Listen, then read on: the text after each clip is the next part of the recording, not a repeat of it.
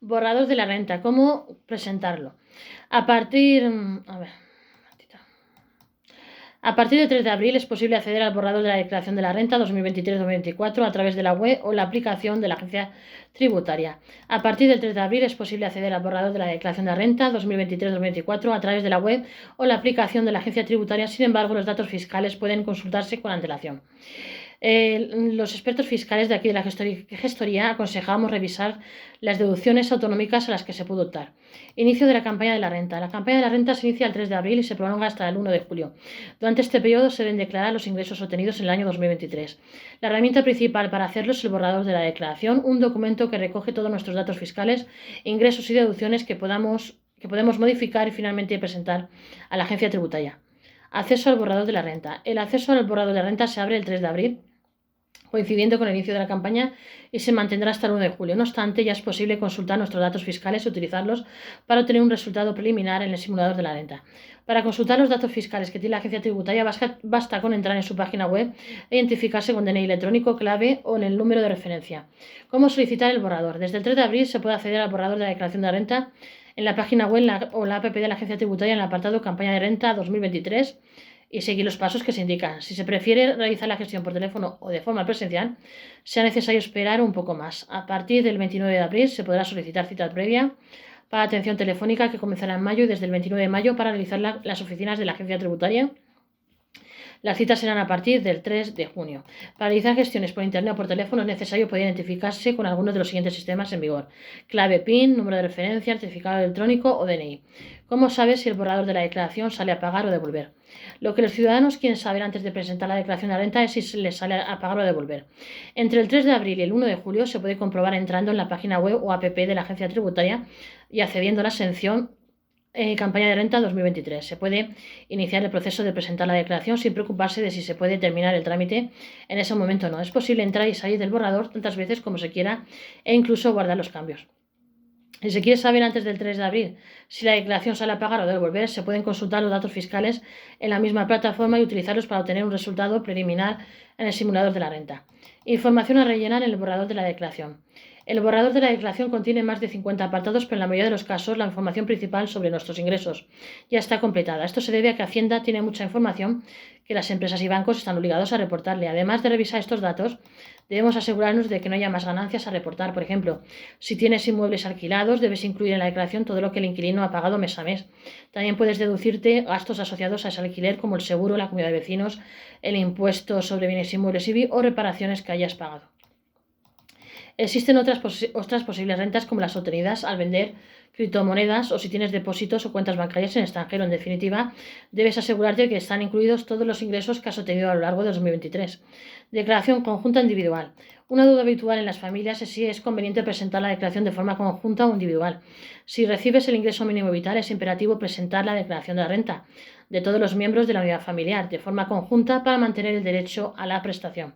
Sin embargo, la elección entre la declaración conjunta o individual depende de cada caso. Por ejemplo, en un matrimonio en el que uno de los cónyuges no gana dinero o gana muy poco en comparación con el otro, suele ser beneficioso hacer la declaración conjunta. Por lo tanto, se recomienda probar las dos opciones para ver qué resultado te beneficia más. Consideraciones antes de confirmar el borrador: las deducciones. Una vez completados todos los ingresos en el borrador, es recomendable confirmarlos rápidamente.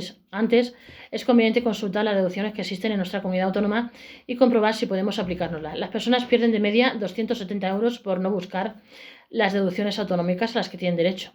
Las deducciones varían en cada territorio, ya que son una decisión de cada gobierno autonómico. Sin embargo, son habituales las deducciones por vivienda de alquiler, por maternidad, que complementa a la que se aplica directamente por el Estado, por gastos de guardería, material escolar o uniformes. También se conceden en algunos territorios si tenemos una hipoteca, intereses del préstamo, amortizaciones, seguros o, como veíamos antes, por gastos asociados a una casa que hemos puesto en alquiler. Entre las novedades de este año destacan las deducciones de La Rioja y la Comunidad Valenciana por actividades deportivas, es decir, podemos descontarnos una parte de lo que pagamos en 2023 por ir al gimnasio, por ejemplo. También existen otras deducciones muy específicas sobre la compra o rehabilitación de viviendas en ámbito rural en comunidades como Castilla y León o Aragón, con el objetivo de fomentar la vida en los pueblos y repoblar la España vacía. Lo importante en todo caso es revisar bien cuáles son los criterios que se exigen para poder aplicarnos cada una de estas deducciones.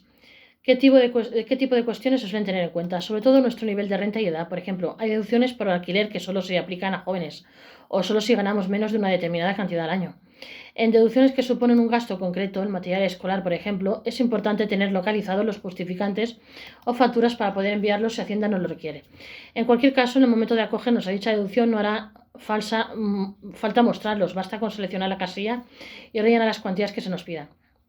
¿Qué hacer si me equivoco en la declaración? Cuando ya hemos revisado nuestro borrador, incluido las deducciones que nos corresponden en nuestra comunidad autónoma y confirmado la declaración de renta, ¿qué pasa si me doy cuenta de que me falta incluir un ingreso o que puedo acogerme a otra deducción? Tenemos hasta el 1 de julio de 2024 para subsanarlo sin ningún riesgo. Durante todo el periodo de campaña de renta, la última declaración que se presenta es la variedad ante Hacienda. Si se presenta una declaración nueva, supone una anulación de la anterior y solo se tendrá en cuenta la última. Pero si rectificamos cuando ya ha acabado el plazo, se aplica un recargo del 1% de lo que debemos, más otro 1% por cada mes que hayamos tardado en pagar. Finalmente, en caso de error no encomendado a tiempo, recibiremos un requerimiento de Hacienda que puede sancionarnos. En general, nos encontramos con que si dejamos de declarar algo que teníamos que haber declarado, nos podemos enfrentar a sanciones que llegan al 150% de lo que hayamos dejado de ingresar, es decir, de lo que debamos. Si lo que hacemos es presentar la declaración tarde y me sale a devolver, vamos a tener una sanción de unos 200 euros. Presentación del borrador de un familiar fallecido. Si los herederos de una persona que falleció en 2023 están obligados a hacer su declaración de renta bajo los mismos criterios que si la persona siguiera viva, es decir, si se superan los límites mínimos de ingresos o se cumplen con otras de las condiciones que obligan a declarar. Existen un par de consideraciones a tener en cuenta. Declaración individual obligatoria. La primera es que el borrador del fallecido debe presentarse de forma individual. Solo si la muerte se produjo el 31 de diciembre puede incluirse al fallecido en una declaración conjunta de la unidad familiar. Documentación requerida en caso de devolución. En segundo lugar, si la declaración del fallecido resulta en una devolución, Hacienda solicita que junto a ella se presente otro tipo de documentación para garantizar que la devolución se realiza a todos los herederos legítimos. Así sería necesario incluir la aceptación de la herencia o un certificado que demuestre que la cuenta corriente en la que se va a recibir la devolución corresponde a todos los herederos o solo a uno, pero con el consentimiento de los demás. No olvidéis de suscribiros a este vuestro canal Gestory Gestoría YouTube. Muchísimas gracias a los 340 suscriptores que ya tenemos. Espero nos ayudéis a llegar a los 400 suscriptores y a todos mis seguidores y clientes de la Gestory Gestoría YouTube y de todas nuestras redes sociales, clientes y seguidores. La Gestory Gestoría os desea que paséis una feliz Semana Santa y unas felices Pascuas de Resurrección.